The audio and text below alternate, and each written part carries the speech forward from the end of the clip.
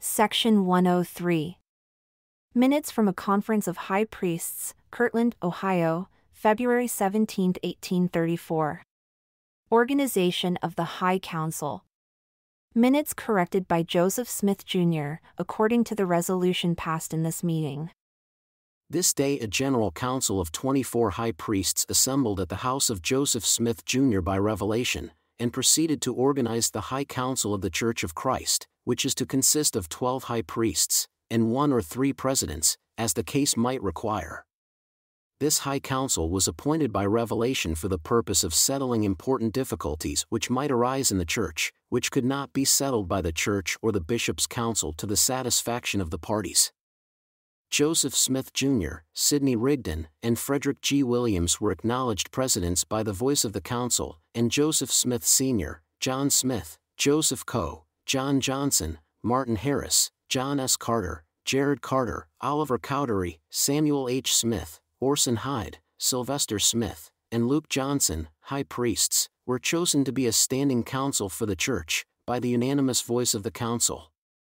The above-named councilors were then asked whether they accepted their appointments and whether they would act in that office according to the law of heaven, to which they all answered that they accepted their several appointments and would fill their offices according to the grace of God bestowed upon them. The numbers composing the council, who voted in the name and for the Church, in appointing the above-named councilors, were 43, as follows: 9 high priests, 17 elders, 4 priests, and 13 members. Voted, that the High Council cannot have power to act without 7 of the above-named councilors, or their regularly appointed successors, are present. These 7 shall have power to appoint other high priests, whom they may consider worthy and capable, to act in the place of absent councilors. Voted, that whenever any vacancy shall occur by the death, removal from office for transgression, or removal from the bounds of this Church government, of any one of the above-named councilors, it shall be filled by the nomination of the President or Presidents, and sanctioned by the voice of a General Council of High Priests convened for that purpose, to act in the name of the Church. The President of the Church, who is also the President of the Council, is appointed by the voice of the Savior, and acknowledged in his administration by the voice of the Church. And it is according to the dignity of his office that he should preside over the High Council of the Church. And it is his privilege to be assisted by 2 other presidents, appointed after the same manner that he himself was appointed. And in case of the absence of one or both of those who are appointed to assist him, he has power to preside over the council without an assistant. And in case that he himself is absent, the other presidents have power to preside in his stead, both or either of them.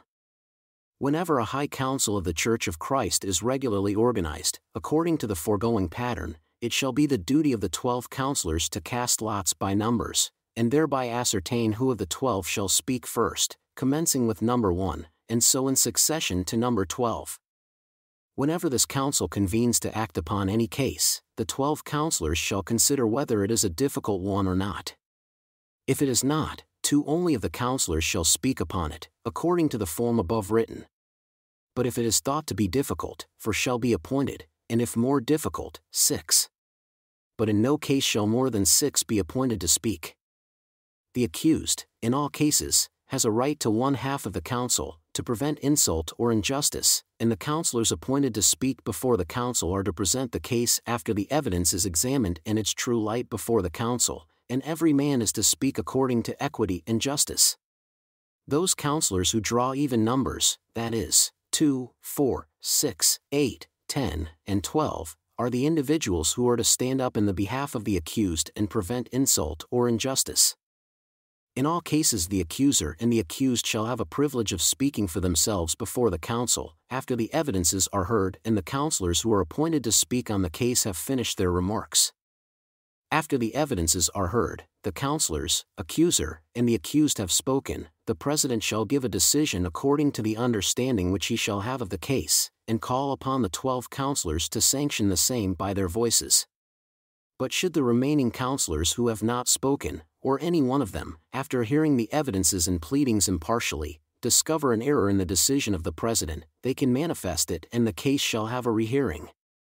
And if, after a careful rehearing, any additional light is thrown upon the case, the decision shall be altered accordingly.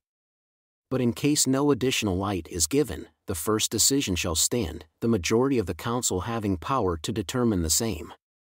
In cases of difficulty respecting doctrine or principle, if there is not a sufficiency written to make the case clear to the mind of the council, the president may inquire and obtain the mind of the Lord by revelation.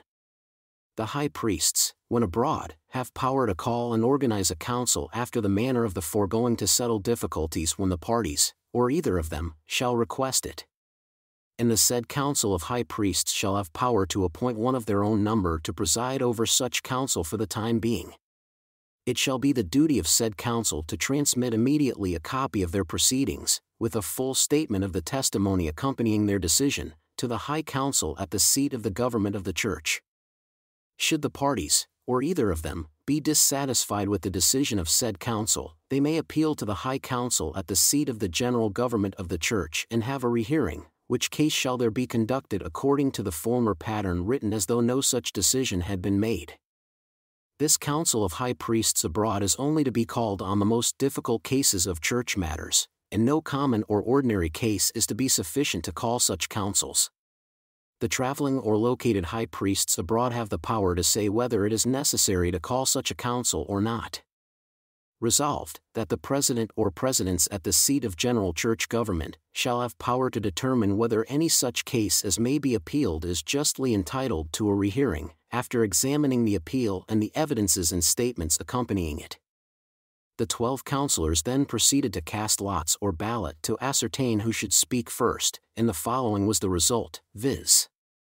Oliver Cowdery drew number 1. Joseph Coe drew 2. Samuel H. Smith drew 3. Luke Johnson drew 4. John S. Carter drew 5. Sylvester Smith drew 6. John Johnson drew 7. Orson Hyde drew 8. Jared Carter drew 9. Joseph Smith Sr. drew 10. John Smith drew 11. Martin Harris drew 12. The council then adjourned to meet on Wednesday the 19th, instante mensae at 10 o'clock a.m.